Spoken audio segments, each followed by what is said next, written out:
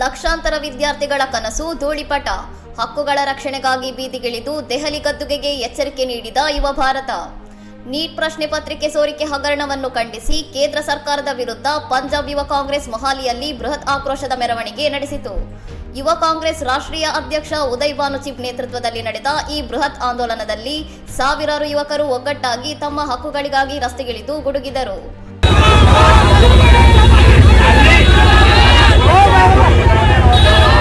ವರ್ಷಗಟ್ಟಲೆ ಹಗಲಿರುಳು ಕಷ್ಟಪಟ್ಟು ಓದುವ ದೇಶದ ಲಕ್ಷಾಂತರ ವಿದ್ಯಾರ್ಥಿಗಳ ಭವಿಷ್ಯದ ಮೇಲೆ ನಡೆದಿರುವ ನೇರ ದಾಳಿ ಇದಾಗಿದ್ದು, ವ್ಯವಸ್ಥೆಯ ವೈಫಲ್ಯವನ್ನು ಯುವಶಕ್ತಿ ಎಂದಿಗೂ ಸಹಿಸಲ್ಲ ಎಂದರು.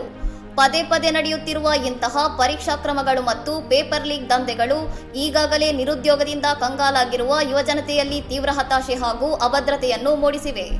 ನೀಟ್ ಮಹಾ ಹಗರಣದ ಕುರಿತು ತಕ್ಷಣವೇ ಸ್ವತಂತ್ರ ಮತ್ತು ಕಾಲಮಿತಿಯ ತನಿಖೆಯಾಗಬೇಕು ಹಾಗೂ ದೇಶದ ಯುವಕರ ಬದುಕಿನ ಜೊತೆ ಆಟವಾಡಿದ ಕಿಡಿಗೇಡಿಗಳಿಗೆ ಕಠಿಣ ಶಿಕ್ಷೆಯಾಗಬೇಕು ಎಂದು ಒತ್ತಾಯಿಸಿದರು.